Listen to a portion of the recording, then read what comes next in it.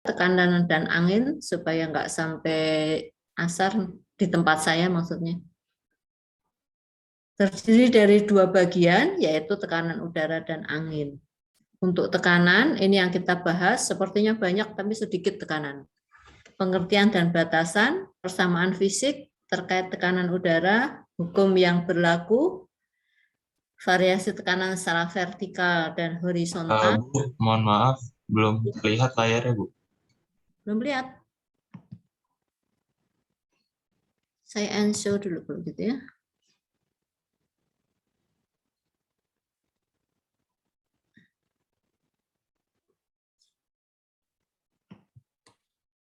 Stop share dulu.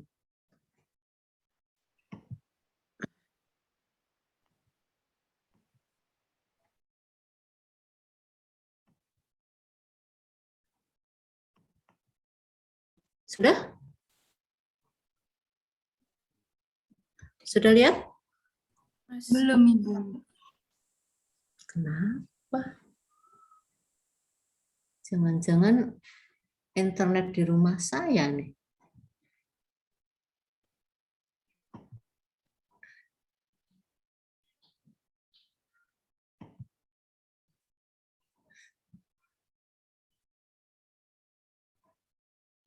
Masuk harus advance. Advance.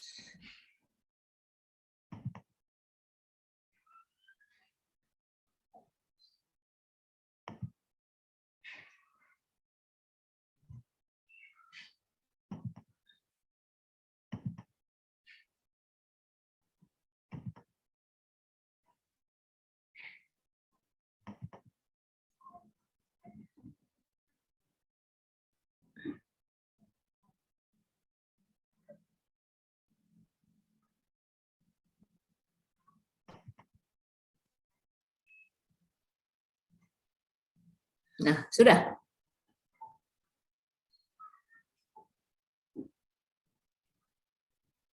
Masih belum, Ibu. Masih belum, Ibu. Bentar, belum. Baru. Nah, ini sudah. Masih belum juga, Bu. Yuk. Kenapa belum?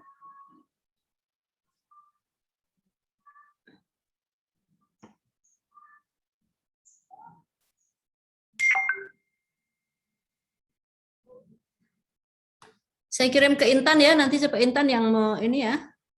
Baik, Mungkin baik. jaringan internet saya, tapi kalau atau coba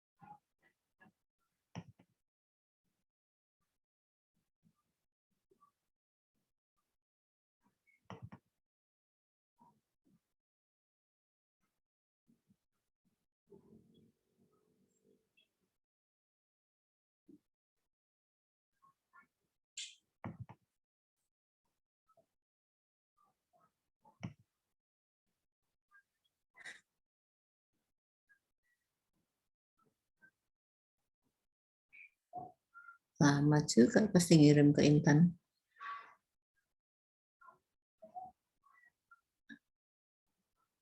Ya, ternyata internet saya tidak stabil. Tadi Pak Yon bilang internetnya tidak stabil pakai IndiHome. Saya bilang internet saya masih bagus gitu. Ternyata. Nah, sudah Intan? Ya, Sudah bisa ya, nerima belum? ya, sedang diunduh.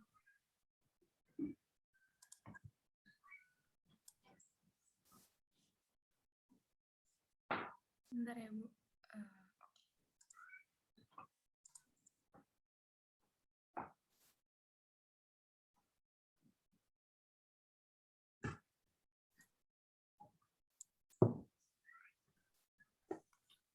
Kalau saya ganti apa lagi yang satu?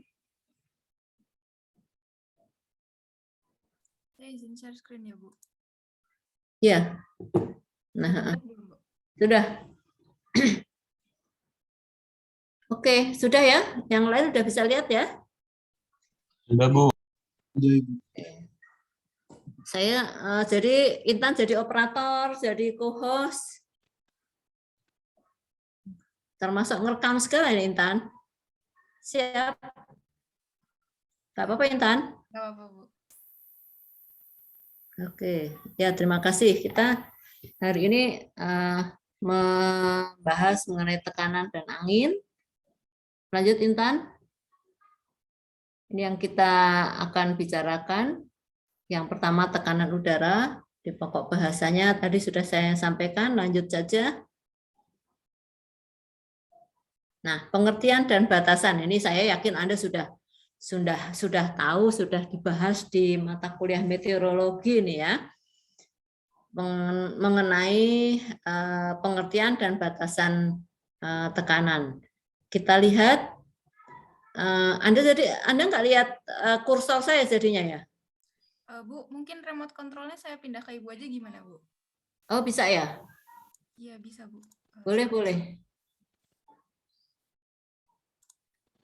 Coba Ibu yang gerakan, Bu. Apa sudah bisa? Belum? Belum.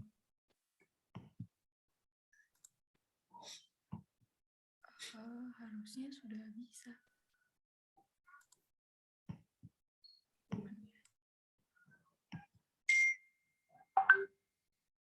Belum bisa? Oh iya. Ya, Oh, bisa aja nggak apa-apa. ya? Saya yang gerakin aja nggak apa-apa, Bu. Ya udah, Intan aja. Cuma nggak bisa lihat ini ya, kursor saya ya.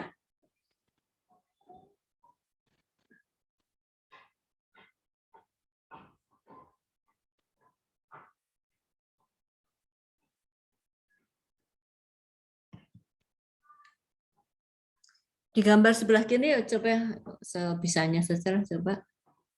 Klik to start mouse keyboard. Itu nggak bisa. Oke, sebisanya saja lah ya. Sebelah kiri itu ada gambar dari kolom udara dari permukaan bumi sampai ke puncak atmosfer yang atas, lalu yang bawah. Coba Ibu klik share screen-nya dahulu. Share screen, saya klik lagi. Terus, this will stop other screen sharing. Do you want to continue? Enggak lah.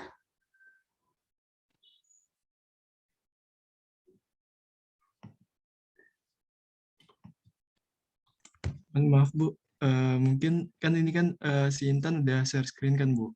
Coba Ya. tampilan share screen-nya Ibu klik untuk remote control-nya Bu. Tampilan share screen di screen-nya kan? Iya. Udah saya klik nggak bisa.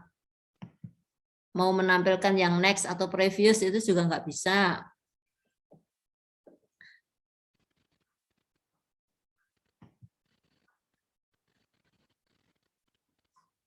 Nggak bisa.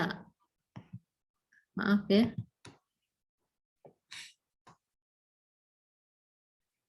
Oke, biarin saja lah nanti.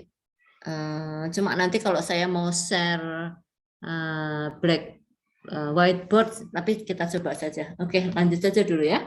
Lalu gambar yang sebelah kiri bawah itu kolom udara dari ketinggian tertentu, meskipun di situ ditulis sama-sama A, harusnya aksen gitu ya, atau A1 gitu, sampai ke puncak atmosfer. Jadi udara di atas A yang pertama dengan di atas A yang kedua berbeda ya, ketebalannya berbeda.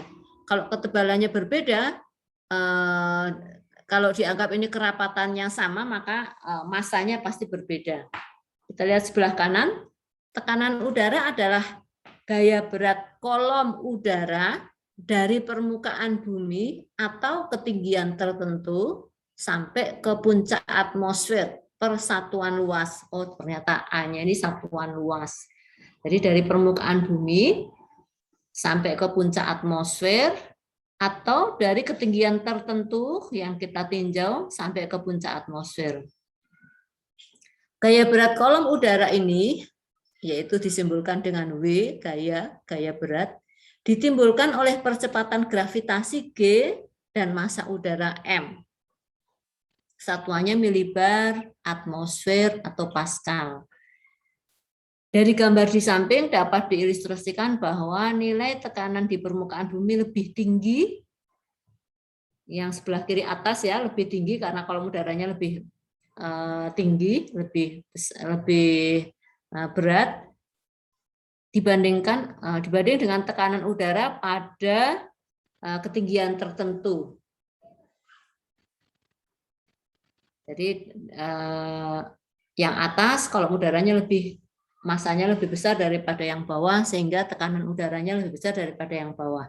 Next, Intan. Persamaan fisik yang terkait kita lihat dulu. W itu M kali G. Atau kita ikuti yang sebelah kanan dulu. Salah satu persamaan yang menjelaskan tekanan adalah persamaan hidrostatika. Persamaan ini membahas karakteristik fluida. Dalam hal ini fluidanya adalah udara. Dalam kondisi diam atau statis. Jadi kita anggap udara itu diam, statis. Persamaan hidrostatika memberikan hubungan perubahan tekanan atau dP dengan perubahan ketebalan lapisan udara atau dZ. Secara sistematis dapat dinyatakan dalam persamaan P sama dengan W per A. Tadi kan tekanan sama dengan gaya berat per luas ya. Gaya beratnya sama dengan M kali G, tadi sudah dijelaskan, per A, di mana M adalah rho kali V, berarti persamaan menjadi rho kali V kali G per A. Kemudian kalau perubahan tekanan dP jadi sama dengan rho dV kali G per A, di mana dV, V volume itu adalah luas kali tinggi. Jadi sama dengan rho kali A kali dZ kali G per A. A-nya kita bisa coret sehingga persamaannya menjadi rho G dZ. dP sama dengan rho G dZ.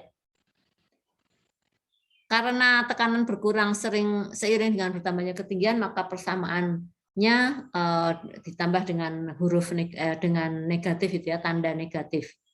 Jadi perubahan tekanan merupakan fungsi dari rho G, rho tetap, kerapatan udara tetap, G relatif tetap, dz yang berubah-ubah. Jadi sangat tergantung dari dz-nya atau ketinggiannya. Lanjut, Intan. Hukum yang berlaku, yang pertama hukum Charles. Hukum Charles berlaku pada ruang tertutup, yaitu kenaikan suhu atau P per T sama dengan C. Jadi P berbanding terbalik dengan C. Jadi berbanding terbalik dengan T, maaf. Sehingga kalau suhu udara, malah salah. P sama dengan C kali T berarti ya.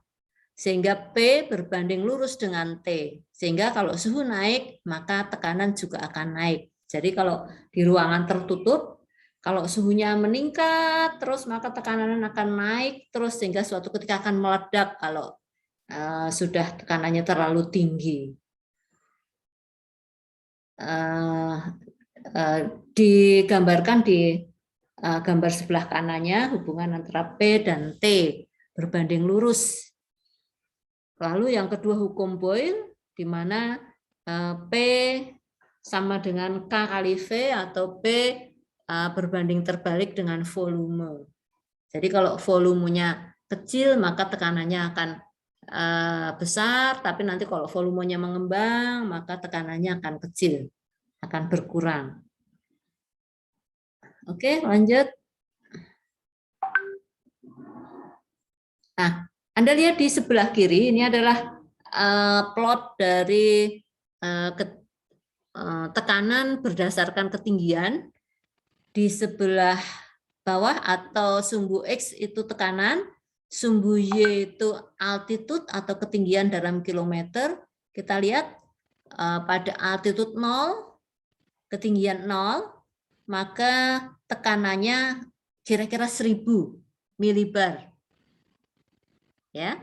Kemudian naik sampai 10 menjadi 10 km, tekanannya tinggal kurang dari 300.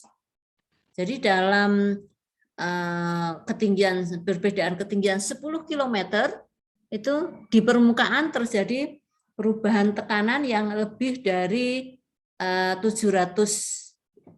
milibar. Dibandingkan ke atasnya antara 10 sampai 20, ketinggian antara 10 sampai 20, tekanan balik ya.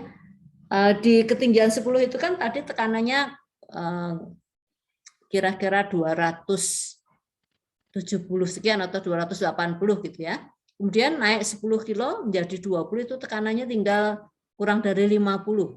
Jadi naik 10 km di atasnya hanya berkurang sekitar 260-an atau 250-an milibar dibandingkan tadi yang lebih dari 700 milibar di bawah. Jadi di bawah perubahan tekanan itu cepat sekali, tetapi di atas perubahan tekanan itu lambat. Tekanan udara akan berkurang seiring dengan bertambahnya ketinggian. Perubahan tekanan terhadap ketinggian tergantung pada kerapatan udara. Nah, ini penjelasannya. Perubahan tekanan terhadap ketinggian tergantung pada kerapatan udara. Tekanan udara akan berubah secara cepat jika kerapatan udaranya tinggi. Dan sebaliknya, kalau kerapatan udaranya rendah, maka perubahannya juga pelan-pelan. Jadi di tempat di mana kerapatannya tinggi, maka perubahan itu akan cepat. Kalau kerapatannya lambat, perubahannya juga akan lambat. Anda perhatikan di bawah, di dekat permukaan itu kerapatan udaranya tinggi, sehingga perubahan tekanannya juga cepat. Kalau di atas kerapatan udaranya renggang, sehingga perubahannya juga lambat. Dari persamaan status gas ideal, di mana P sama dengan Rho kali RD kali T, Rho kerapatan udara, RD tekanan gas ideal, kali T, jika persamaan gas ideal dan hidrostatika digabung menjadi dP per P sama dengan tadi, dP kan men Rho GdZ, sedangkan P Rho kali RD kali T, sehingga dP per P sama dengan men G kali DZ kali RD per T. Atau kalau diturunkan, diintegralkan, Z1 men Z2 sama dengan ln P0 per P1 kali RD kali T per G. Artinya Z1 men Z0 ini menentukan P0 per P. Ketebalan Z1 min Z0 sebanding dengan suhunya, dan akan menentukan jarak P0 per P1-nya. Z1 per Z0 itu ketinggian, perbedaan ketinggian dengan selisih tekanan yang sama. Itu tergantung dari T. Semakin, ini ada hubungannya juga dengan kerapatan udara.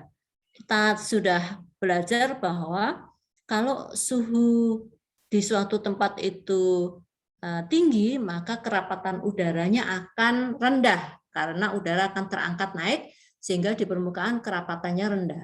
Kalau kerapatannya rendah, maka Z0 min Z1 itu besar, jaraknya tinggi. Tetapi kalau suhu rendah, maka kerapatannya tinggi. Kalau kerapatan tinggi, maka Z1 min Z0 kecil. Jadi T mempengaruhi kerapatan, kemudian mempengaruhi Z1 min Z0. Lanjut, Intan.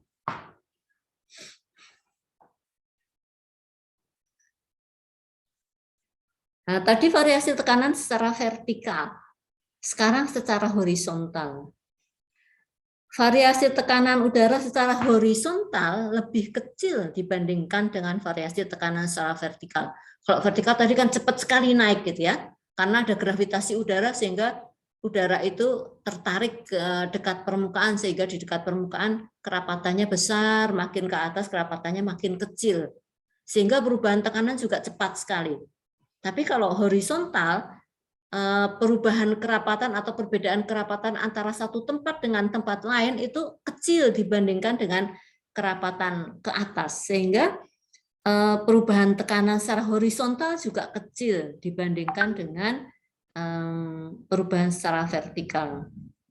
Nah, kalau ada variasi maka akan ada gaya gerak utama penggerak angin sehingga akan menyebabkan terjadinya angin.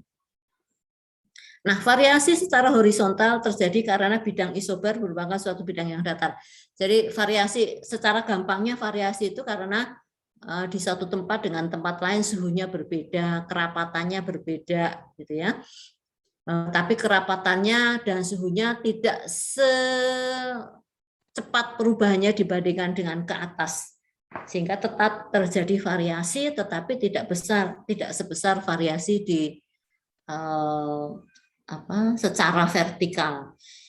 Anda lihat gambar di sebelah kiri itu ada simbol H dan L. H itu simbol untuk high pressure, tekanan tinggi, L itu untuk low pressure. Kalau low pressure berarti tekanannya lebih rendah dibandingkan dengan daerah sekitarnya. Kalau high pressure maka berarti tekanannya lebih tinggi daripada sekitarnya. Tidak ada definisi berapa menjadi H, berapa menjadi L, tetapi yang penting adalah perbandingan dengan wilayah sekitarnya. Kalau lebih tinggi maka dia menjadi high, kalau lebih rendah menjadi L. Kita juga sudah paham kalau L, low, kanannya rendah berarti menjadi arah datangnya angin. Tapi kalau H menjadi tempat udara itu bergerak keluar. Itu di sebelah kiri. Lanjut, Intan. Ini gambaran dari variasi tekanan udara secara horizontal pada bulan Januari yang berhubungan dengan minggu yang lalu kita sudah bicara mengenai anomali suhu, isoanomali suhu antara belahan bumi utara dan belahan bumi selatan, antara daratan dan lautan, antara bulan Januari dan bulan Juli. Ini ada hubungannya. Januari, garis-garis ini adalah garis-garis isobar. Anda bisa lihat angka-angka ada 118, 110, 114, 116, ada 998 dan sebagainya. Nah, isobar adalah garis yang menghubungkan tempat-tempat dengan tekanan yang sama. Gambar ini adalah isobar bulan Januari. Kita ingat Januari itu matahari ada di belahan bumi selatan. Kalau di belahan bumi selatan berarti benua di belahan bumi selatan lebih panas atau lebih dingin dari lautan? Halo? Lebih hangat. Daratannya lebih hangat daripada lautan. Ulang. Kalau bulan Januari matahari ada di selatan sehingga daratan di belahan bumi selatan lebih panas daripada lautan. Benua di BBS lebih hangat dari lautan, sehingga karena lebih panas maka tekanannya menjadi L. Karena lebih panas maka udara akan terangkat, sehingga permukaan menjadi udaranya kosong, udaranya renggang, sehingga menjadi L. Lautan dia lebih dingin daripada daratan, maka dia menjadi H. Sebaliknya di belahan bumi utara. Belahan bumi utara, karena matahari di selatan, belahan bumi utara dingin, sehingga benua lebih dingin. Sehingga tekanannya H dan lautan L. Anda lihat di sebelah gambar di sebelah kiri, coba di selatan BBS, maaf selatan ekuator. Tapi sebelum itu lihat ITCZ dulu, ITCZ yang garis merah putus-putus, lihat ya, garis merah putus-putus, itu dia berada di selatan ekuator. Ekuator ditandakan dengan 0 derajat lintang ya, kiri kanan itu ada skala 0, 20, 40 dan seterusnya. Nah, karena ini bulan Januari, matahari di selatan, maka ITCZ ada di selatan. ITCZ itu Intertropical Convergence Zone, garis yang menghubungkan tempat-tempat yang mempunyai tekanan yang rendah di sekitar ekuator, itu ITCZ. Lalu di selatan, coba perhatikan, benua itu L, contohnya benua Amerika. Lalu Afrika ini L. Di Australia sebenarnya ada, tapi di gambar ini tidak tergambar. Australia pada bulan Januari juga sering menjadi L, tapi dalam gambar ini tidak kelihatan. Dan lautannya H. Anda perhatikan masih di selatan, itu ada L yang berbaris ya, dari kiri ke kanan, dari kanan ke kiri. Itu menggambarkan daerah ETCZ, Extratropical Convergence Zone, daerah konvergensi ekstratropik, di mana di situ sering terjadi konvergensi, menghasilkan awan dan menghasilkan front. H, di lautan sebelah barat benua berhubungan dengan lintang Buddha, subtropical anticyclone. Jadi H ini ada di sekitar subtropical anticyclone antara 23,5 sampai 30 sampai 40-an gitu. Itu merupakan daerah antisiklon, daerah divergensi. Tetap itu tempatnya, hanya bergerak sedikit turun naik. Di utara juga ada tapi tidak terlalu jelas dibandingkan dengan di selatan. Lalu bandingkan di utara, benua Eurasia itu kelihatan di tengah-tengah ada H. Karena dingin, jadi H. Lautannya di sebelah barat itu ada L, di sebelah barat Eurasia itu ada L, di sebelah timur Amerika, di sebelah barat Eurasia itu ada L. Karena lebih hangat lautannya. Begitu juga antara Amerika dan ini Asia berarti ya, Amerika dan Asia itu juga ada L di situ di lautan.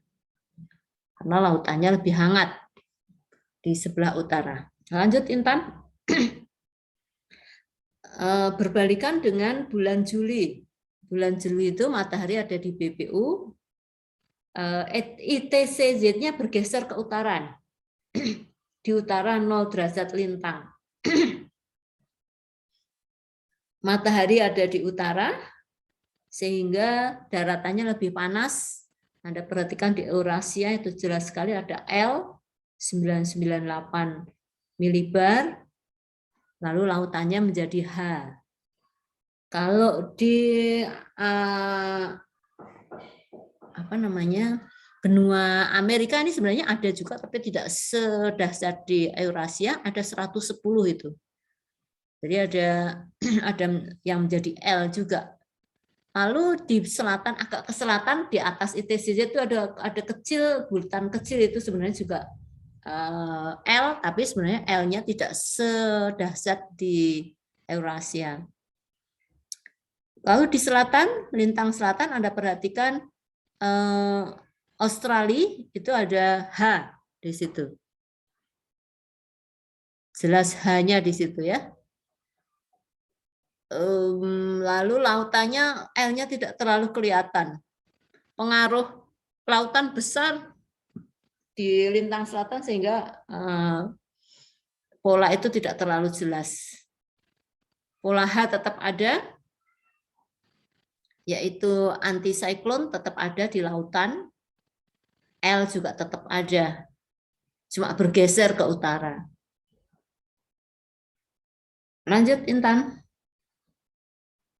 Nah, sudah langsung pengukuran tekanan udara. Jadi perhatikan tadi tekanan itu sangat dipengaruhi oleh kerapatan udara. Kerapatan isobar juga sangat dipengaruhi oleh kerapatan udara. Jadi wilayah yang suhunya rendah itu rapat sehingga tekanannya akan tinggi. Dan perubahan tekanannya akan cepat sehingga Z0 min Z1-nya kecil dibandingkan dengan daerah yang hangat di mana udaranya renggang, tekanannya rendah, perbedaan antar wilayah tekanannya juga tidak terlalu besar. Itu inti yang kita sampaikan tadi, yang kita pelajari tadi. Alat ukurnya disebut barometer. Barometer itu yang nomor 1 ya. Nomor 1 itu barometer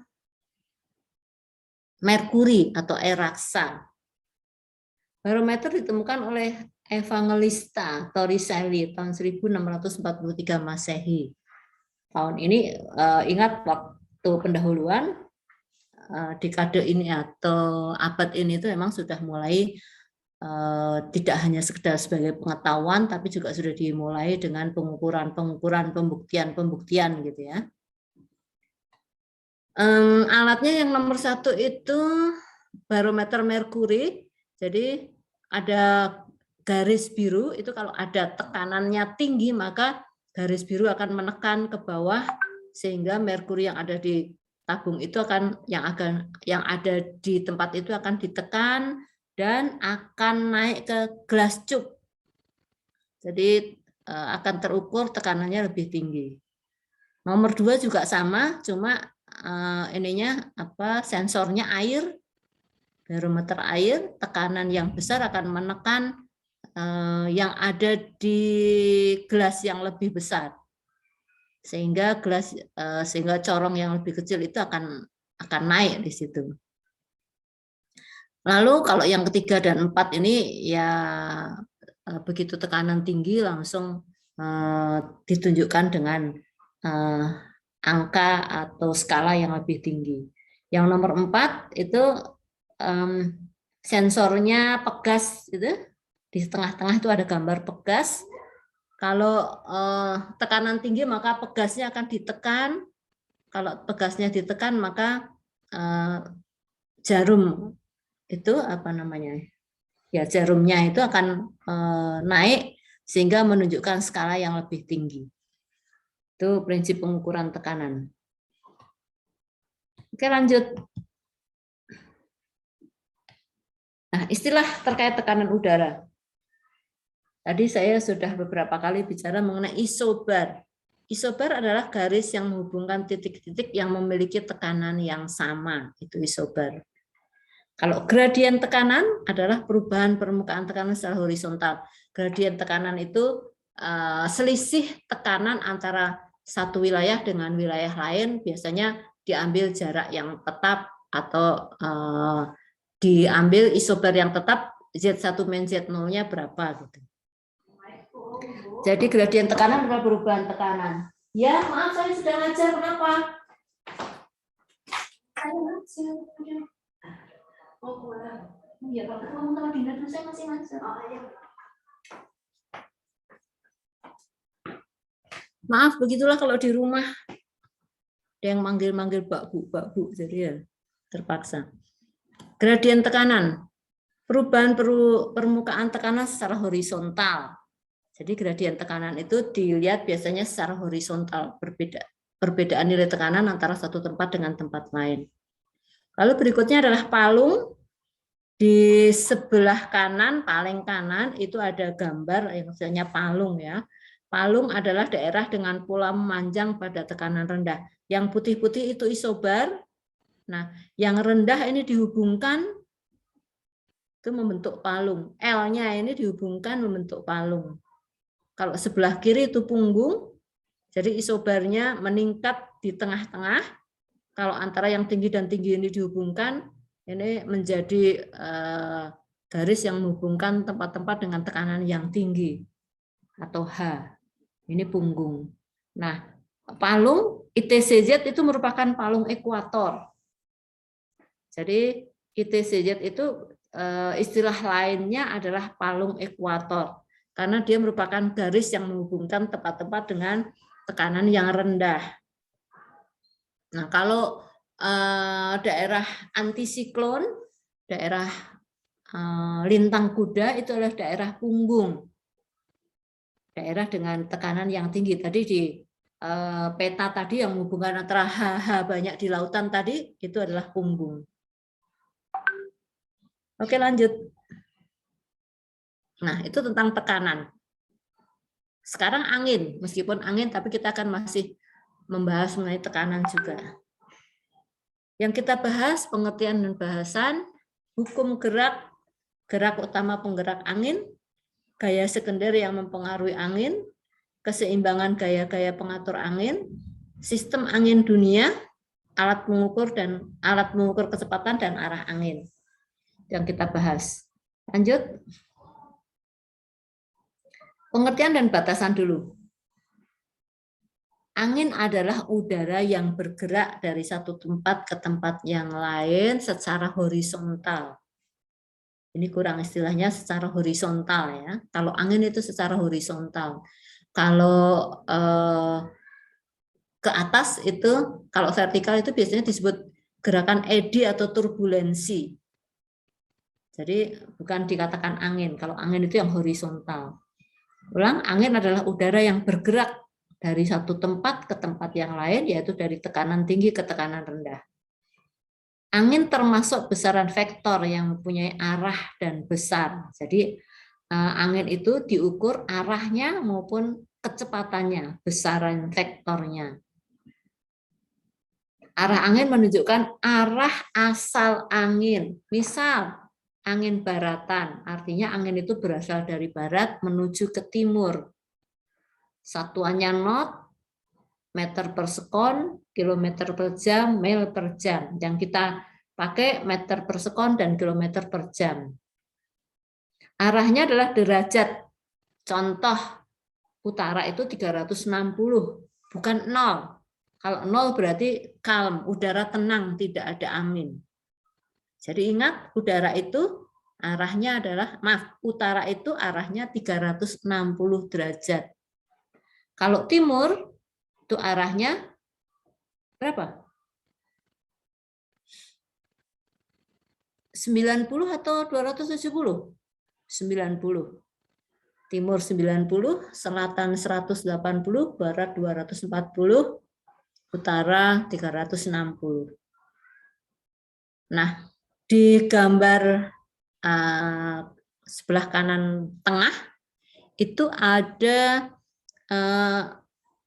gambar seperti bola gitu kan, terus di tengahnya ada tulis tekanan udara rendah, itu ada di sekitar ekuator.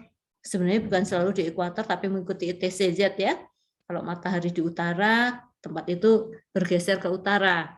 Kalau matahari di selatan, tempat itu bergeser ke selatan. Itu tekanan udara rendah. Lalu ke utaranya ada di sekitar 30 derajat lintang, sekitar itu bergeser-geser, itu pusat tekanan tinggi, H. Kalau yang sekitar ekuator, L. Lalu di sekitar 60 derajat, itu tempat front, tempat konvergensi juga, itu menjadi tekanan udara rendah juga.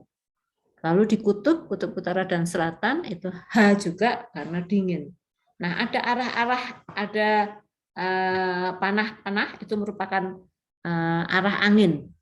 Jadi yang menuju ke ekuator itu di utara adalah angin timur laut.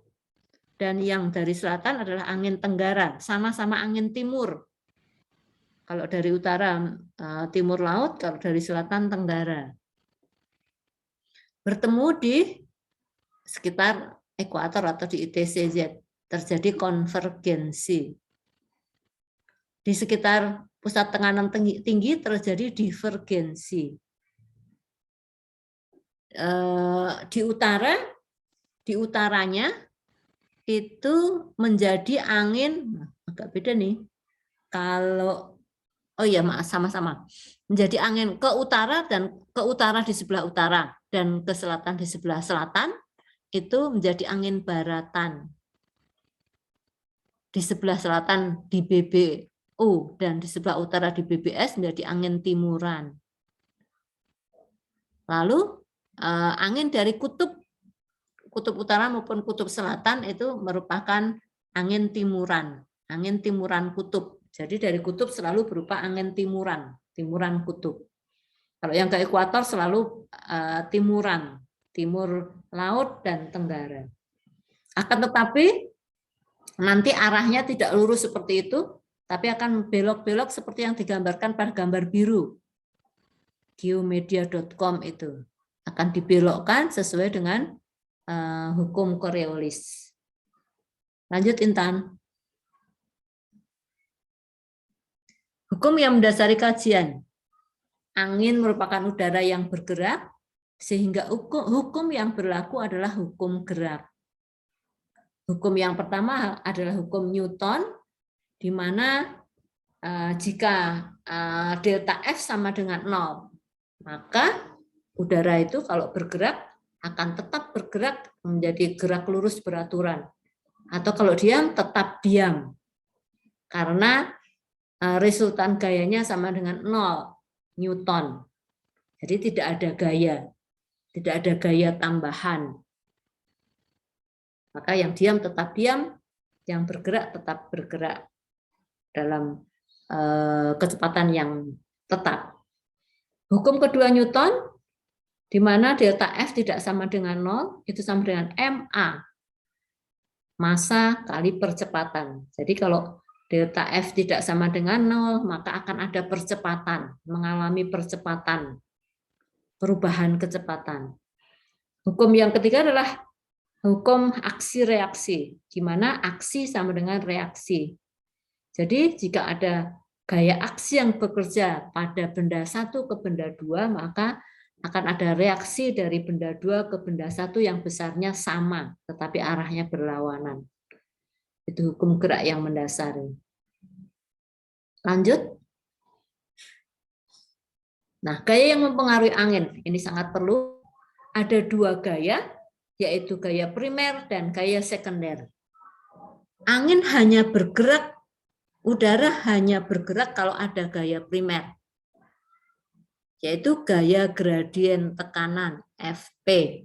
Perbedaan besarnya tekanan antara satu tempat ke tempat lain. Jadi udara akan bergerak kalau ada gaya gradien tekanan, kalau ada perbedaan tekanan. Nah, setelah udara itu bergerak, baru bekerja gaya-gaya sekunder, gaya-gaya yang lain. Gaya sekunder ini mempengaruhi arah biasanya, yang menyebabkan jalurnya akan berubah. Gaya yang pertama adalah gaya Coriolis, gaya yang dipengaruhi oleh letak lintang. Gaya yang kedua gaya sentrifuga, gaya yang ketiga adalah gaya gesek. Lanjut. Gaya gradien tekanan. Gaya primer yang menyebabkan terjadinya aliran udara horizontal adalah gaya gradien tekanan atau FP. FP terjadi akibat adanya perbedaan tekanan, akibat adanya perbedaan suhu terutama ya. Kadang-kadang bukan hanya suhu yang mempengaruhi, bisa juga angin utama. Angin utama itu meskipun suhunya berubah, tapi angin utamanya tetap mirip arahnya karena rotasi bumi. Nah, karena rotasi bumi itu juga bisa menyebabkan adanya perbedaan kerapatan udara sehingga menyebabkan perbedaan tekanan. Tapi penyebab utamanya adalah perbedaan suhu. Ingat tadi ya, kalau suhu tinggi, udara itu mengembang, naik, sehingga permukaan menjadi kosong, menjadi lebih renggang sehingga tekanannya rendah. Dan kalau suhu tinggi maka udara itu akan turun ke tempat itu atau akan mengalir ke tempat itu sehingga tekanannya menjadi tinggi. Itu kondisi umum. Persamaannya FP atau gaya gradien tekanan sama dengan 1/ρ kali dP per dz. dP per dz-nya ini di atas ya, 1/ρ, dP per dz-nya di atas atau dP per dz per ρ. Jadi FP dipengaruhi oleh dP per dz. dP per dz berarti perubahan tekanan menurut jarak. Perubahan tekanan per jarak. Jadi jarak sangat menentukan. Sama-sama dP-nya misalnya beda 10 milibar. Tapi jaraknya yang satu 10 km, satu 100 km, maka FP-nya akan berbeda. Yang jaraknya dekat itulah yang menyebabkan angin lebih cepat dibandingkan dengan jaraknya jauh tadi. Semakin tinggi gradien tekanan dp/dz, maka gaya Fp semakin besar, udara bergerak makin cepat. Tanda negatif menunjukkan arah gaya dari tekanan tinggi ke tekanan rendah. Di sebelah kanan ada gambar, yang atas ada high pressure, ada low pressure. High pressure-nya sebelah kiri, di sebelah kiri 1004 milibar, low pressure-nya di sebelah kanan 1000 milibar. Udara bergerak yang ditunjukkan oleh panah merah dari high pressure dari sebelah kiri 1004 ke low pressure di sebelah kanan 1000 milibar.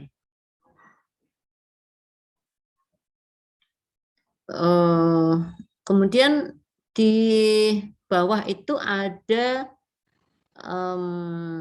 bulatan yang H dan L, H-nya itu 1012, L-nya 1004. Jadi ada perbedaan berapa itu? 6, 18 ya, ada 18. Oh 8. Oh ya 8. 8 pada jarak 100 kilo. Sehingga PGF, pressure gradient force atau gaya gradien tekanan, GG, gaya gradien tekanan GGT atau PGF, itu 8 milibar per 100 kilometer. Sudah paham ya, menghitung PGF ya? PGF atau GG, gaya gradien tekanan, GGT. Kalau PGF itu pressure gradient force. Kalau misalnya itu jaraknya 10 km, maka PGF-nya menjadi 8 milibar per 10 km. Tentu itu lebih besar PGF-nya. Lanjut Intan. Gaya berikutnya adalah gaya sekunder. Gaya yang bekerja setelah udara itu bergerak. Sebelum udara bergerak, kalaupun misalnya ada gaya ini ya nggak berpengaruh. Yang pertama adalah gaya Coriolis, timbul karena rotasi bumi. Persamaannya FC itu gaya Coriolis sama dengan 2 kali omega, di mana omega adalah kecepatan sudut rotasi tetap 7 kali 29 kali 10 pangkat min 5 radian per sekon. Sin to itu lintang. Sin 0 berapa? Sin 0 itu 0. Sin 90 itu 1. Sehingga di ekuator gaya Coriolisnya sama dengan 0. Di kutub gaya Coriolisnya maksimum. Makin tinggi lintang, maka gaya Coriolisnya akan semakin besar. Gaya Coriolis ini menyebabkan pembelokan arah angin ke kanan di BBU dan ke kiri di BBS. Anda bisa membayangkan seperti ini. Anda berdiri di BBU ya, di BBU Anda berdiri di kutub utara. Lalu bumi itu kan berputar dari barat ke timur. Ya, dari barat ke timur, bukan dari timur ke barat. Makanya yang timur mengalami waktu lebih duluan daripada yang barat. Bergerak dari barat ke timur. Nah, kalau Anda punya disk piringan hitam atau disket atau apa dulu yang untuk menyimpan data itu apa namanya ya? Flash disk gitu ya, flash disk. Anda gerakkan seperti itu, kita melihat dari barat ke timur, dari utara gitu ya, berarti dari ke arah kiri gitu, ke arah berlawanan arah jarum jam. Maka kalau Anda ingin menggambarkan lurus gitu, maka seolah-olah gerakan itu akan dibelokkan ke kanan. Jadi kalau kita mau menggambar lurus karena bergerak searah berlawanan arah jarum jam, maka yang tergambar adalah ke kanan. Itulah kenapa di sebelah utara angin itu dibelokkan ke kanan. Sebaliknya di sebelah selatan dibelokkan ke kiri. Jadi kalau ada gaya gradient force digambarkan oleh maaf, ini ada gambar sebelah kanan, ada HL besar itu, ada panah merah, garis panah merah itu pressure gradient force-nya seperti itu. Tapi karena ada gaya Coriolis yang dibelokkan ke kanan, maka resulting path-nya jadi yang hijau, jadi dibelokkan ke kanan. Nah, kalau yang bawah itu menggambarkan tadi bagaimana pembelokannya. Oke, lanjut.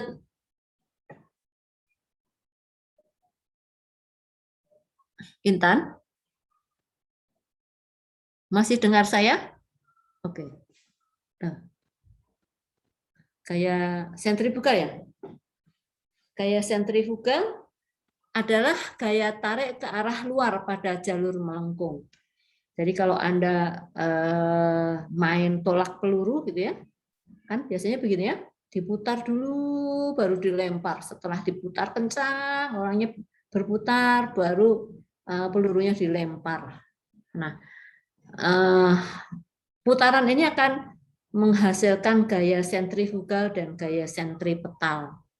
Gaya peluru ini tidak mengarah ke orangnya, tetapi ada keseimbangan antara gerakan ke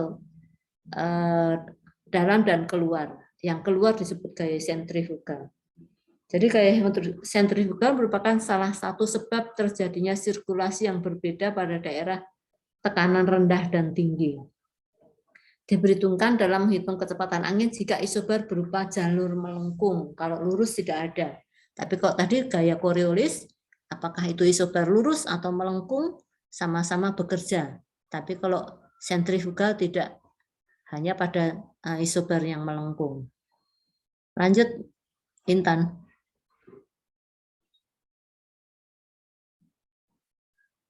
Gaya gesek.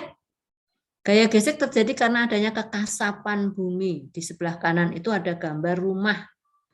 Rumah itu menyebabkan aliran udara terhalang sehingga harus melompati, terjadi turbulen di situ sehingga kecepatannya rendah. Makin tinggi, makin tidak ada halangan sehingga kecepatannya tinggi. Tetapi pada ketinggian berikutnya relatif tetap ya, oleh pengaruh kekasapan. Kekasapan permukaan itu bisa bangunan tinggi, bisa pegunungan, bisa perkotaan, dan hal-hal lain yang menyebabkan adanya hadangan angin. Gaya gesek arahnya berlawanan dengan arah gerak angin. Semakin tinggi dari permukaan, jadi makin tinggi tempat, maka bukan tempat ya, makin tinggi di atmosfer, maka gaya gesekan makin kecil. Diperkirakan gesekan itu 0 lebih dari 600 meter dari permukaan laut. Tapi kalau gesekannya bukan gunung ya, kalau ini hanya gesekan perkotaan, rumah, atau hutan, itu 600 meter sudah mencapai 0. Tapi kalau gesekannya adalah gunung, ya gunung itu ribuan meter. Jadi bisa ribuan meter. Sehingga secara umum, kecepatan angin dapat dirumuskan menjadi delta V per delta T sama dengan gaya gradien tekanan ditambah dengan gaya Coriolis ditambah dengan gaya gesek secara umum. Tapi kalau yang melengkung tadi ada gaya sentrifugal. Lanjut.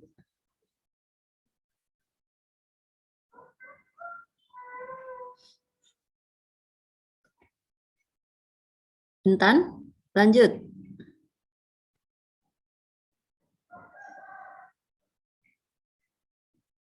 Sudah muncul belum, Bu? Sudah, tapi baru satu garis ya. Keseimbangan gaya yang mempengaruhi angin. Sebagai akibat adanya gaya tersebut, maka timbul jenis angin sebagai berikut. Yang pertama adalah angin geostropik. Nah, anehnya, angin geostropik ini adalah angin yang sejajar dengan isobar yang lurus. Harusnya kan memotong ya. Tapi angin geostropik ini adalah angin yang sejajar dengan isobar yang lurus. Terbentuk akibat adanya keseimbangan antara gaya gradien tekanan dengan gaya Coriolis. Angin geostropik ini diasumsikan gaya geseknya 0. Jadi terjadinya di atas ketinggian gesek, di atas ketinggian 600 meter. Hampir sama dengan angin geostropik, itu angin gradien.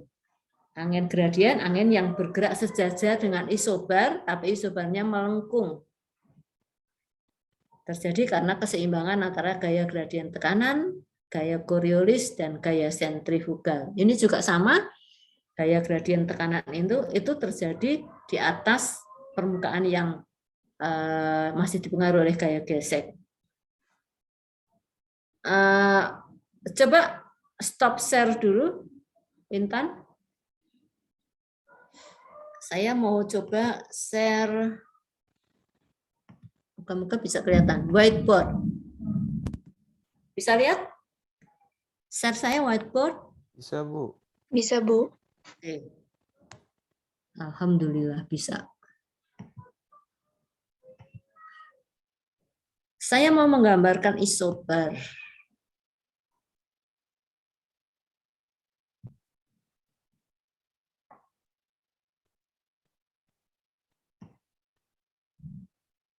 Isobar yang lurus ya. Katakanlah ini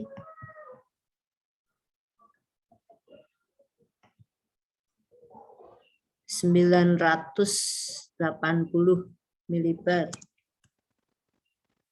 Yang ini 1000 milibar. Maka kalau saya menggambarkan angin, kemana saya menggambar angin?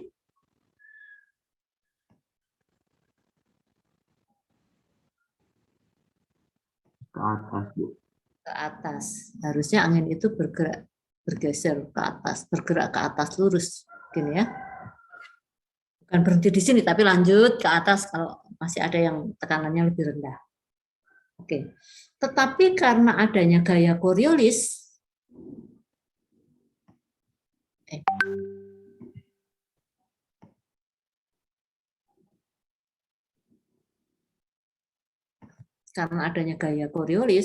maka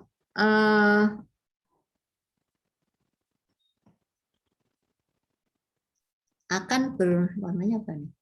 Iya, dibelokkan ke kanan, belok ke kanan terus, belok ke kanan, nanti akhirnya gerakannya begini.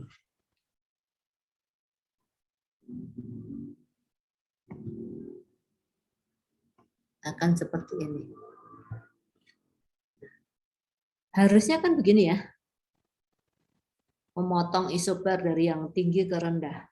Tapi karena adanya gaya Coriolis, maka arah itu akan dibelokkan ke kanan di utara, di BPU, sehingga menjadi sejajar dengan isobar. Inilah yang disebut dengan angin geostropis. Angin apa tadi? Aku lupa. Geostropis benar ya, angin geostropis. Tapi kalau yang melengkung disebut angin gradien. Nah, ini angin geostropis. Kalau yang isobar melengkung,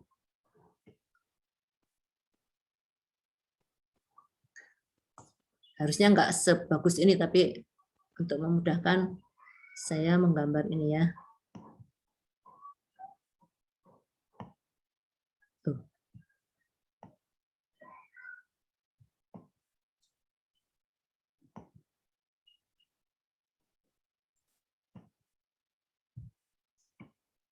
Tuh.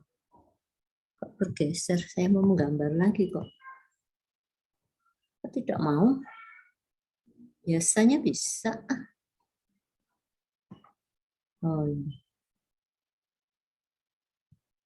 Oke, katakanlah yang 1000 adalah ini.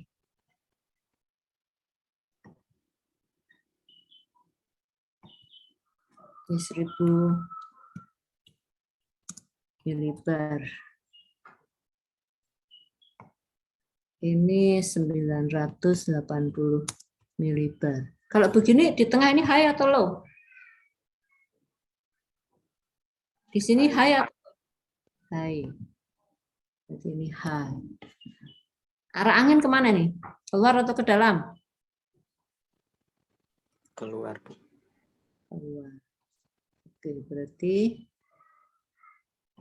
arah anginnya begini. Atau begini. Dari situ atau dari sini. Itulah ya. Dan sebagainya. Bisa menggambar dari mana aja. Nah, di utara, angin ini dibelokkan ke kanan.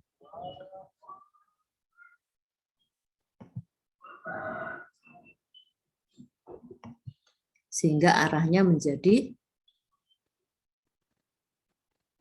dan nanti akan sejajar dengan isobar.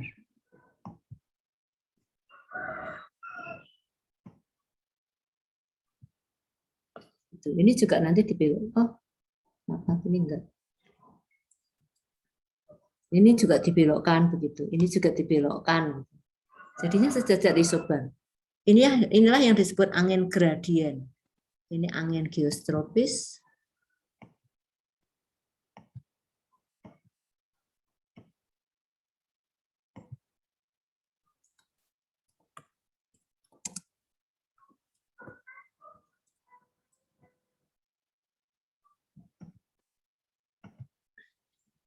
Ini angin gradien.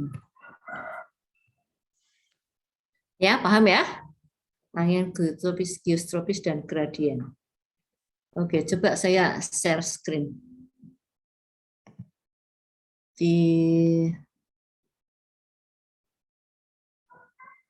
Intan, saya coba share screen sendiri ya. Baik, Ibu.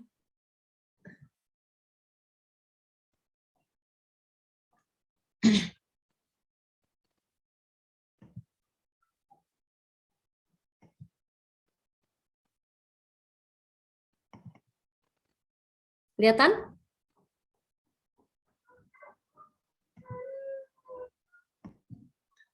Kelihatan nggak? Terlihat, Bu. Oh ya, alhamdulillah. Jadi angin geostropik, angin gradien, terus aliran angin pada isobar lurus di bawah ambang gesek bagaimana? Adalah angin geostropik, tapi kalau angin seperti geostropik, tapi dipengaruhi oleh gaya gesek. Sehingga nanti arahnya tidak lagi menjadi sejajar isobar.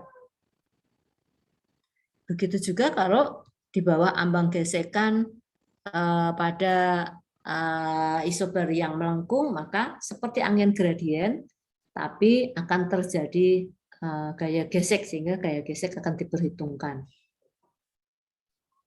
Ini gambar dari angin, ini contoh saja ya, bukan tidak merujuk pada waktu, tapi ini contoh sebagai penggambaran angin. Windrush, contoh jadi windrush, tapi ini macam-macam, ada primary wave direction, lalu ada anginnya. Ada keterangan, lupa saya yang sebelah kiri apa, yang sebelah kanan apa. Oke, mau menggambarkan ini saja. Jadi windrush itu digambarkan dengan panah-panah, arah dan ukurannya yang berbeda. Sayangnya ini ukurannya hampir sama. Arah ini menggambarkan kemana arah angin itu bertiup, gitu ya. Ditunjukkan oleh arah yang ke arah barat berarti angin timuran, yang ke arah utara timur berarti angin baratan. Lalu ada panjang dan pendek, saya di sini tidak terlalu kelihatan, itu menggambarkan kecepatan anginnya. Nah, kecepatan angin itu saling mempengaruhi dengan wave direction, kecepatan arah arus di lautan. Jadi angin berhubungan dengan atau mempengaruhi, terutama mempengaruhi arus lautan. Tapi kadang-kadang arus lautan tidak hanya dipengaruhi oleh angin, tapi juga ada arus lautan yang permanen yang dipengaruhi oleh rotasi bumi. Masih terlihat ya? Variasi kecepatan angin kita lihat antara horizontal dan vertikal. Ada wilayah yang cooler dan warmer. Ada wilayah yang dingin dan hangat. Katakanlah tekanannya oleh satu dan lain hal tekanannya mirip sama, yaitu 1000 milibar. Tadi kan tekanan dipengaruhi oleh suhu. Yang sebelah kiri lebih tinggi daripada sebelah kanan. Tapi dalam penggambaran ini dianggap sama, yaitu sebenarnya boleh saja sih. Sama aja kalau digambar sebelah kiri lebih tinggi daripada sebelah kanan. Nah, di sebelah kiri ini cooler. Jadi lebih dingin. Karena lebih dingin, maka kerapatannya makin besar. Kerapatannya besar. Karena kerapatannya besar, maka jarak antar isobar menjadi lebih dekat. Nah, ini akan digambarkan isobar 1000, 900, 800, dan 700. Nah, karena di sebelah kiri ini lebih dingin, maka lebih rapat ya isobarnya dibandingkan sebelah kanan. Di sebelah kanan lebih hangat, maka isobarnya lebih renggang. Karena dia lebih renggang, maka akhirnya pada ketinggian tertentu tekanannya tidak sama. Pada ketinggian yang sama tekanannya tidak sama. Coba kita lihat pada ketinggian ini ya, pada ketinggian sekian. Di sebelah kanan di atas permukaan yang hangat tekanannya 900 milibar. Tapi di sebelah kiri kalau kita tarik garis horizontal tekanannya antara 900 sampai 800. Jadi kira-kira ini 875 itu ya, 875. Artinya di sebelah kanan lebih tinggi 900, sebelah kiri lebih rendah menjadi 875. Padahal tadi di permukaan sebelah kiri ini lebih tinggi, sebelah kanan lebih rendah atau katakanlah sama. Makin ke atas di sebelah sini. Di titik B ini di sebelah kanan tekanannya 800, di sebelah kiri tekanannya menjadi 700. Jadi PGF-nya makin ke atas makin besar.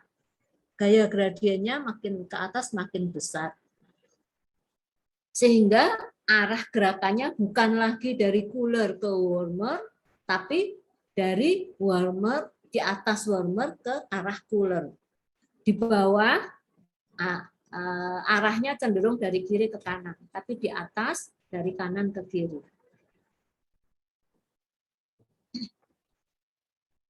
Itu penjelasannya. Ini akan membahas atau berhubungan dengan pembahasan nanti misalnya di sel Hadley, sel Baratan Rossby, atau sel Ferrel, dan timuran kutub.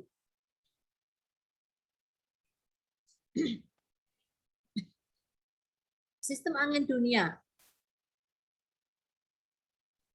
Kalau kita bicara mengenai sistem angin dunia, kita bisa bicara skala makro, skala meso, dan skala mikro. Di rumah saya sudah mulai hujan deras dan ada petir-petir gitu ya. Moga-moga tidak ada gangguan. Kalau ada gangguan, Anda membaca sendiri nanti PowerPoint-nya.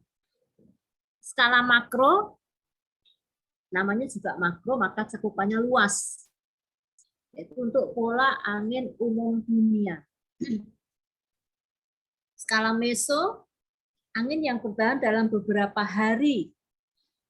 Kalau skala makro itu bertahan lama.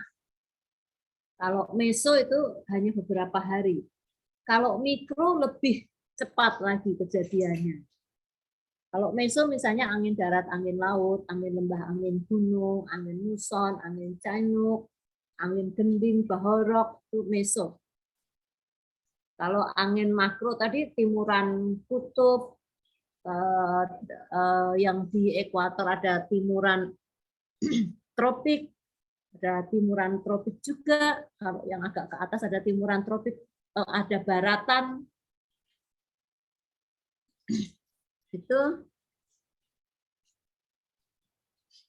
adalah angin skala makro. Kalau mikro Itu contohnya adalah olakan kecil, turbulensi kecil, hembusan, putaran debu, dust devil, angin puting beliung termasuk skala mikro. Dulu pernah ada setahun atau 2 tahun lalu ada tornado kecil, kecil banget tapi ya kalau di Indonesia ya.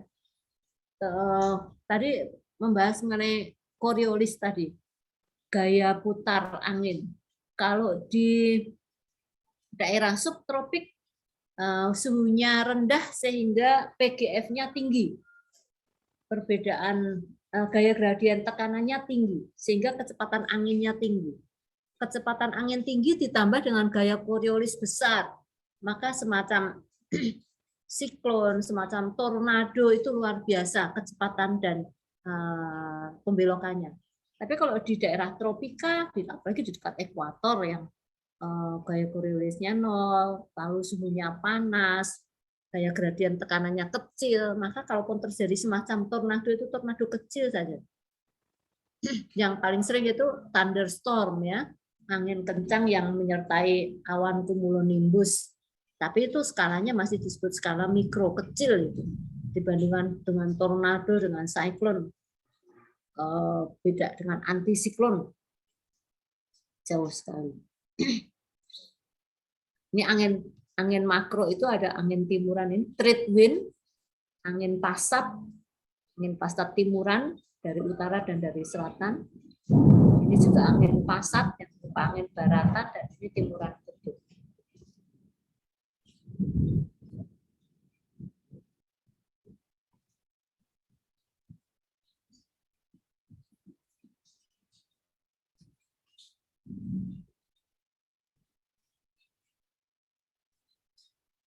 Pola angin umum dunia. Anda masih mendengar saya? Masih, Bu. Masih, Ibu. Oke. Dalam mempelajari proses terjadinya sirkulasi angin umum digunakan model Hadley. Jadi yang pertama, teori yang pertama dikembangkan dulu adalah teori model Hadley tahun 1735, yaitu model sirkulasi angin satu sel. Jadi dunia ini hanya ada satu sel angin. Mengasumsikan bumi tidak berotasi, permukaan bumi seragam, rata, homogen, letak bumi tidak miring terhadap sumbunya. Satu-satunya perbedaan adalah pemanasan yang tidak sama antara ekuator dan kutub karena penerimaan matahari yang berbeda. Ini gambar dari model satu sel Hadley. Jadi hanya ada perbedaan pemanasan di kutub dan di ekuator. Di ekuator yang selalu panas karena ada matahari, dan di kutub yang selalu dingin sehingga udaranya di bawah bergerak dari kutub ke ekuator. Dan di atas terjadi sebaliknya, bergerak dari ekuator ke kutub. Gambar yang diwakili oleh gambar atau dijelaskan oleh gambar sebelumnya tadi ya. Kenapa di atas kok bisa berbalik arah? Pada awal abad 20 diperkenalkan model sirkulasi angin 3 sel. Menurut model ini, ekuator masih tetap merupakan bagian yang terpanas. Tapi ada bagian yang agak panas, yaitu di sekitar 30 derajat lintang atau di sekitar 23,5 derajat lintang. Lebih dari 23,5 derajat, 30 mungkin lebih cocok lah dikatakan 30. Inilah modelnya sehingga ada tiga sel di utara dan di selatan ekuator, yaitu sel Hadley, sel Ferrel, dan timuran kutub. Kalau sel Hadley ini angin mengarah ke ekuator berupa angin timuran dari utara dan timuran dari selatan. Kalau sel Ferrel itu baratan, dari baratan tropik bertemu dengan timuran kutub membentuk front. Kalau polar cell itu timuran kutubnya ya. Itu 3 sel.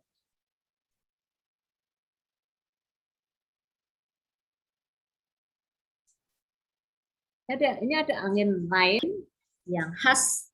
Yang pertama adalah angin jet stream. Jet stream ini terjadi di atas atmosfer, ya bukan di atas atmosfer ya. Ya di atmosfer atas maksudnya, di atmosfer atas. Bergerak ke timur pada kecepatan 300 km per jam, jadi kecepatannya tinggi. Ada jet front kutub, ini jet front kutub. Jadi ada jet front kutub dan ada jet subtropical. Jadi ini angin di atas ya, bukan angin permukaan. Kalau permukaan, angin pasat dan angin kutub itu angin permukaan. Tiga wilayah yang memisahkan daerah angin yaitu satu doldrum, ini ada doldrum, intertropical convergence zone. Oh maaf, bukan ini ya, tapi doldrum itu ini nih, intertropical convergence zone, sabuk ekuator, sabuk tekanan rendah. Yang kedua lintang kuda, itu sabuk tekanan tinggi sekitar 30 derajat lintang, dan sabuk front kutub atau ETCZ. Disebut lintang kuda karena dulu sejarahnya para pelayar, para pedagang yang membawa kuda, karena anginnya sangat tenang di sini sehingga kuda-kudanya dilempar ke laut supaya kapalnya bisa berjalan, sehingga disebut lintang kuda.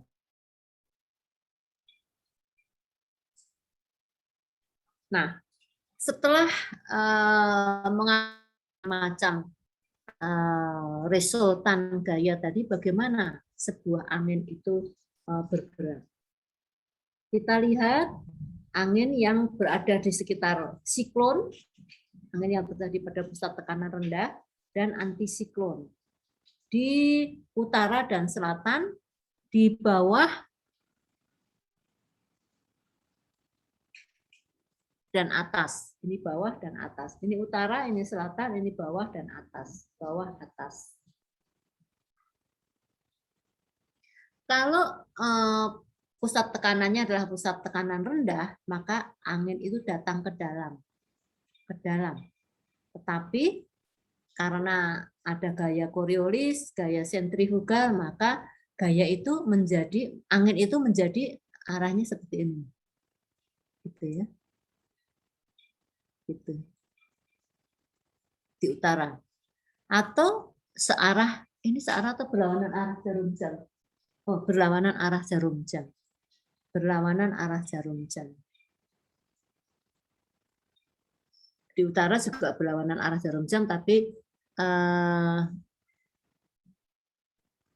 nggak kebalik ya ini. Iya, ini berlawanan arah jarum jam. Nah, ini kalau selatan searah dengan jarum jam.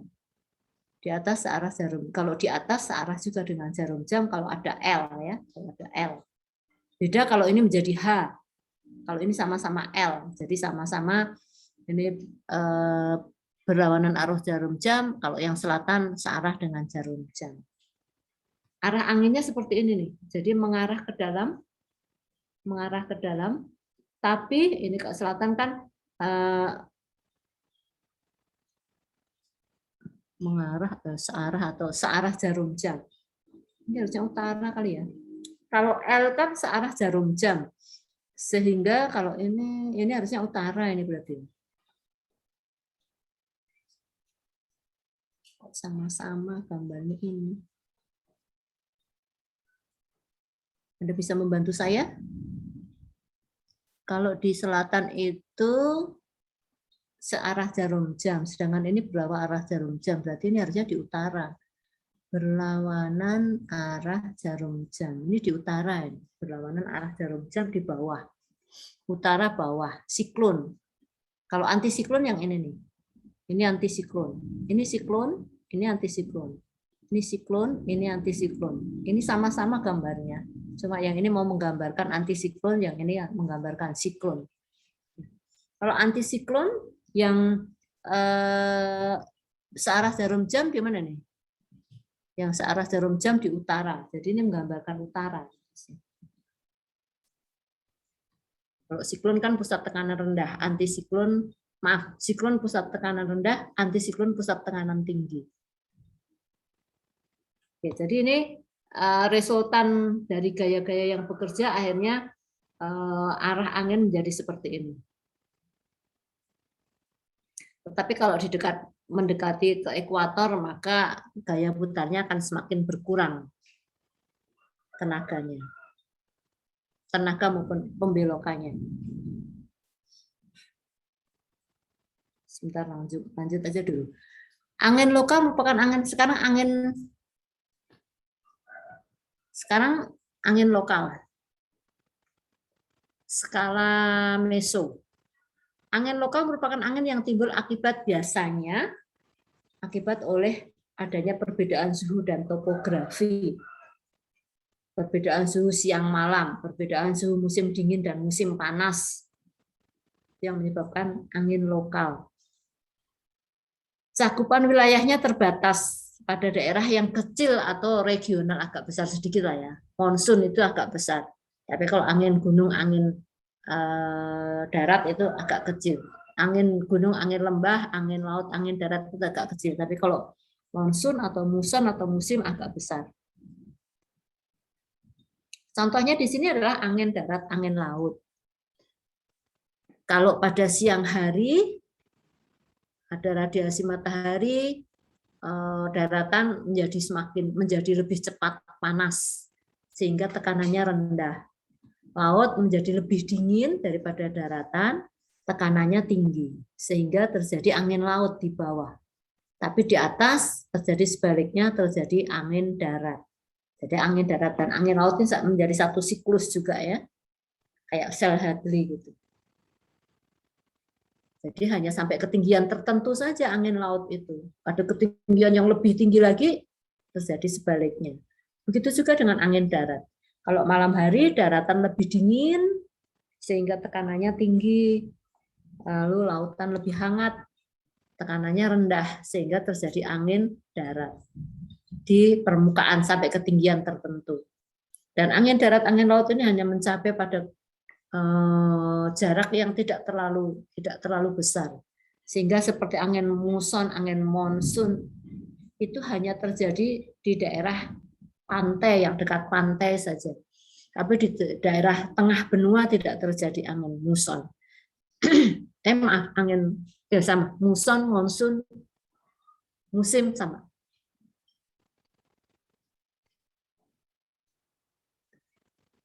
Angin muson ini terlihat jelas pengaruhnya di Asia Tenggara ya, dan juga di Indonesia. Di Asia Selatan seperti seperti India, terutama yang kelihatannya India, Pakistan, Burma, Thailand, itu angin monsunnya berbeda dengan yang terjadi di Indonesia. Kalau seperti di itu tadi daratan Asia dan sebagainya, kalau di sana terjadi musim panas, musim panasnya berarti bulan Juni Juli, itu maka lautannya menjadi tekanannya rendah. Daratannya menjadi panas dan tekanannya rendah. Lautnya tekanannya tinggi sehingga terjadi angin laut. Angin laut yang membawa uap lebih besar sehingga terjadi musim hujan yang intensif di sana. Sehingga pada bulan Juni, Juli, Agustus itu di Asia Selatan seperti India. Tadi saya sebutkan mana lagi? Pakistan, Burma, lalu termasuk daratan Cina, Vietnam, lalu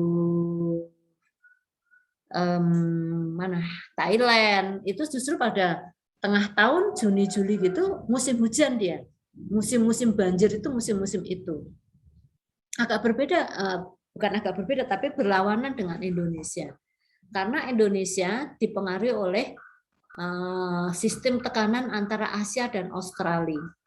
Kalau matahari di utara bulan Juni Juli Agustus tadi di daratan Asia tekanannya tadi rendah ya, tekanannya rendah. Dan di selatan musim dingin sehingga tekanannya tinggi. Australia tinggi. Jadi angin bertiupnya dari Australia ke Asia. Nah, melewati Indonesia itu membawa serta suhu dingin Australia dan hanya melewati lautan yang sempit sehingga membawa musim kemarau di Indonesia.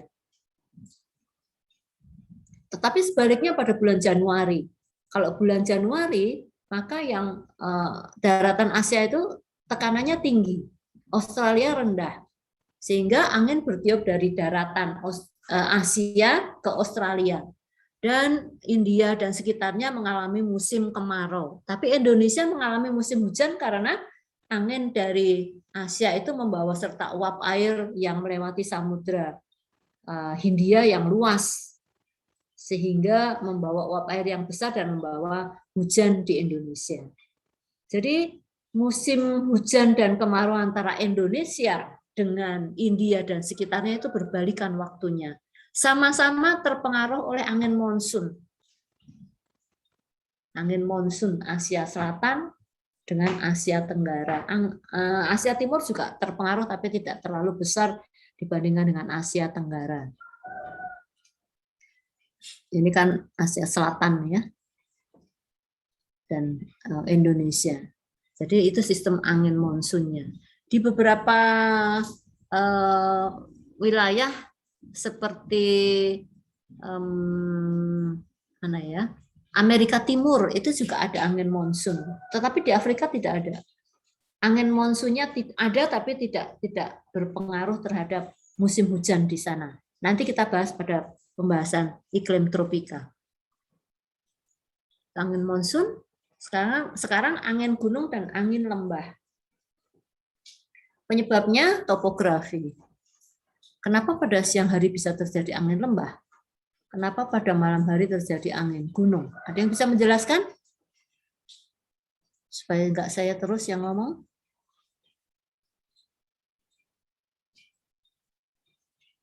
Lama. Pada siang hari. Pada siang hari, maka udara di atas gunung lebih cepat mengembang, lebih cepat meningkat. Meskipun suhunya dingin, tetap dingin. Tetapi karena posisinya yang begitu ya, sehingga penyinarannya lebih intensif, sehingga udaranya mengembang. Karena udaranya mengembang, maka terjadi tekanan rendah L. Dan di lembah terjadi tekanan yang tinggi, sehingga terjadi angin lembah. Kalau malam hari, gunung lebih cepat memancarkan radiasi bumi sehingga dingin, sehingga tekanannya tinggi, dan di bawah tekanannya rendah, sehingga terjadi angin gunung. Jadi angin gunung dan angin lembah ini terjadi bergantian dalam satu hari. Skalanya diurnal. Kalau angin muson tadi skalanya sama-sama angin darat, angin laut, tapi skalanya musiman. Tapi kalau angin darat, angin laut yang lokal itu skalanya diurnal juga, sama dengan angin gunung dan angin lembah. Sekarang angin terjun. Angin terjun disebut angin Chinook di USA, di Sumatera disebut Bahorok, di Pasuruan disebut angin gending, di Cirebon angin kumbang. Ini angin ini ditakuti oleh Belanda karena angin ini merusak perkebunan tembakau. Itu terjadi pada arah belakang angin, di ketinggian atau di topografi belakang angin. Kalau di hadap angin, ini namanya hadap angin, ini belakang angin. Kalau hadap angin, justru mendapat angin yang sifatnya lembab. Sehingga karena dipaksa naik, terjadi konveksi paksa. Konveksi paksa menyebabkan pengembunan. Di sini terjadi stabilitas atmosfernya apa? Stabil atau unstabil? Stabil atau tidak stabil? Tidak stabil bersyarat karena dipaksa naik gunung. Tidak stabil, tapi tidak stabilnya bersyarat yaitu dipaksa naik gunung. Dipaksa naik gunung, suhu makin rendah, membawa uap air tadi anginnya, sehingga menghasilkan pengembunan, menghasilkan awan. Sehingga di daerah hadap angin itu akan menerima hujan dan menjadi lebih subur. Setelah melewati puncak, sudah terkuras uap airnya, turun, sehingga menjadi angin yang kering dan panas. Tentu saja ini merusak tanaman-tanaman di sekitarnya. Dan daerah ini menjadi daerah yang tidak subur, daerah yang gersang. Contohnya, di sebelah barat Sumatera, jajaran pegunungan Bukit Barisan itu lebih hijau, lebih subur dibandingkan sebelah timur. Karena sebagian sebelah timur menjadi daerah belakang angin. Di Sulawesi juga gitu. Sulawesi Barat itu lebih subur daripada Sulawesi Timur. Karena Sulawesi Timur, meskipun tidak seintensif di Sumatera ya, kalau Sulawesi Timur itu ada pengaruh dari angin yang bertiup dari utara, itu, dari timur laut, sehingga tidak seintensif di Sumatera. Di Jawa banyak daerah hadap angin dan belakang angin. Sukabumi sebagian belakang angin. Pasuruan ini berarti ada daerah belakang angin. Oke, itu mengenai angin. Ini alat ukurnya. Karena yang penting tadi kecepatan dan arah, maka alat ukurnya juga ada alat pengukur kecepatan dan arah. Anemometer ini alat untuk pengukur kecepatan. Windvane atau windshock mana? Ini itu adalah pengukur arah angin. Windvane ini mengukur berapa kali putaran. Jadi mangkoknya ini ada 4 atau 3, sehingga arah angin dari manapun mangkok ini akan terdorong dan akan berputar. Berapa putaran itu menggambarkan jelajah angin, berapa jarak tempuh angin. Disebut anemometer. Kalau ini windvane, ini juga windvane. Sebagai contoh ini, yang menggambarkan arah adalah baling-balingnya ini. Jadi kalau ekornya ini terkena angin, terterpa angin, maka ini akan bergerak mengikuti angin. Jadi misalnya dari kita menuju ke hadapan kita, maka ini akan bergerak ke sini. Dan ini menunjukkan arah dari arah kita. Misalnya ini dari arah timur misalnya, maka ini akan mengarah ke barat. Dan ini menunjukkan arah timur. Itu windvane. Ini ada juga anemometer itu yang sensornya berupa kawat-kawat yang sensitif. Jadi kalau ada terpaan angin, kawat ini akan mendeteksi berapa getarannya, berapa kecepatannya. Ini contoh-contoh dari kecepatan angin dan kalau ini windshock itu kayak jala gitu ya. Kalau terpa angin maka dia akan seperti didorong, jalannya seperti mengembang gitu. Itu bahan dari tekanan dan angin. Bahan sudah habis. Kalau ada pertanyaan atau diskusi, mari kita diskusi atau kita pecahkan pertanyaannya. Silahkan. Ada yang bertanya? Saya izin bertanya. Ya, Fatin. Iya Bu. Tadi saya masih kurang paham Bu yang angin terjun. Jadi kan katanya tadi kalau dihadap angin itu anginnya lembab ya Bu. Terus di belakang angin pas turun anginnya panas. Itu kenapa ya Bu? Oke. Kenapa kok anginnya lembab? Nah, angin itu kan biasanya membawa massa dan momentum ya. Masanya itu bisa berupa energi dan uap air. Berupa energi, uap air maupun benda-benda atau partikel-partikel di atmosfer. Nah, salah satunya uap air tadi. Jadi udara itu kan mengandung uap air. Apalagi yang datang dari arah lautan. Maka dia akan membawa uap air yang besar. Karena membawa uap air, maka udaranya itu menjadi lembab. Kalau dipaksa naik, udara lembab itu akan namanya juga naik ya, berarti suhunya turun. Kalau mencapai TD, suhu turun, terus mencapai TD, maka akan terjadi pengembunan. Maka daerah hadap angin menjadi lebih basah karena udara lembab dipaksa naik. Nah, kalau yang di belakang angin tadi kan kelembabannya sudah terkuras di depan angin dan di atas, sehingga setelah turun menjadi kering. Begitu. Siapa Talita? Siapa tadi yang tanya, lupa. Iya, Bu. Saya, Bu. Laila, Fatin Laila. Sudah jelas, Bu. Terima kasih, Bu. Sama-sama. Silakan yang lain. Mengenai gambar isobar tadi sudah paham ya? Bagaimana di bulan Juli, bagaimana di bulan Januari, tadi sudah hafal ya. Kapan di mana terjadi H, di mana terjadi low, bagaimana angin geostropik terbentuk, bagaimana angin gradien terbentuk, bagaimana angin yang real itu terjadi setelah ada resultan dari banyak gaya tadi.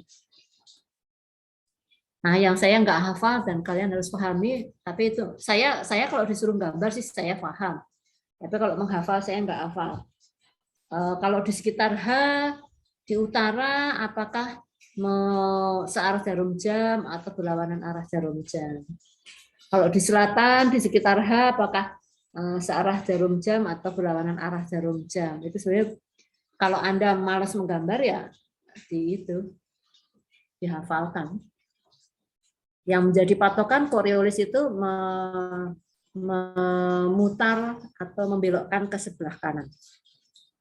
Jadi angin yang datang ke Indonesia di selatan Katulistiwa ya, itu kan angin pasat timuran dari utara dan selatan, timur laut dan tenggara. Jadi di utara Katulistiwa itu arahnya adalah arah timur laut. Sebenarnya dari utara, tapi menjadi arah timur laut karena dibelokkan ke kanan. Lalu setelah melewati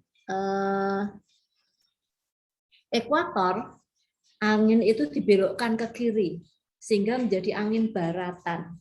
Jadi yang membawa hujan di Indonesia terkenalnya, terutama oleh nelayan, dikenal angin baratan. Itu karena sudah awalnya angin timuran, lalu dibelokkan ke arah kiri menjadi angin baratan. Angin baratan bertemu dengan angin tetap dari tenggara ya, yang dari selatan tetap tenggara. Bertemu di ITCZ dan terjadilah konvergensi di ITCZ di palung tropika. Begitu? Saya ada pertanyaan?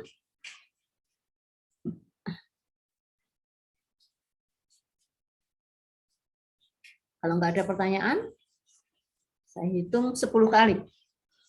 1, 2, 3, 4, 5, 6, 7, 8, 9, 10. Udah nggak ada pertanyaan ya? Kalau nggak ada, maka perkuliahan klimatologi pra UTS sudah selesai. Itulah bahan-bahan yang kita pakai untuk UTS. Selamat menempuh ujian. Jaga kejujuran Anda. Tidak usah bekerja sama karena percuma kerjasama. Antara satu, kita punya bank soal banyak sekali. Jadi antara satu mahasiswa dengan mahasiswa lain kemungkinan sama kecil sekali. Atau paling-paling sama di 1 atau 2 soal saja. Jadi Anda sudah susah-susah bekerja sama, nggak jujur, dosa, harus dipertanggungjawabkan, udah gitu nggak dapat hasil lagi yang sama. Jadi tetap lebih baik bekerja sendiri karena ujian itu bukan waktunya untuk bekerja sama, tapi waktunya untuk bekerja sendiri. Terima kasih atas perhatian Anda. Selamat menempuh UTS. Semoga sukses. Semoga ilmunya bermanfaat. Insya Allah ketemu lagi setelah UTS. UTS-nya tanggal 10 kalau nggak salah ya. Di New LMS hanya sekali attempt, hanya sekali kesempatan menjawab. Kira-kira satu soal 1 menit, 1 sampai 1,5 menit. Kira-kira itu. Jadi hati-hati dalam menjawab, tidak ada sistem plus minus, tapi begitu Anda sudah ngeklik jawaban, tidak bisa diulang. Atau mungkin dalam satu, belum kami pikirkan, mungkin dalam satu lembar ada 5 soal. Nah kalau 5 soal berarti bisa Anda soal 1, kemudian pindah ke soal 2, bisa pindah ke soal ke 1 lagi gitu. Tapi dibatasi hanya 5. Belum kami setting untuk itu. Oke, selamat menempuh UTS. Semoga sukses semuanya. Selamat sore. Assalamualaikum warahmatullahi wabarakatuh. Assalamualaikum warahmatullahi wabarakatuh. Terima kasih, Bu.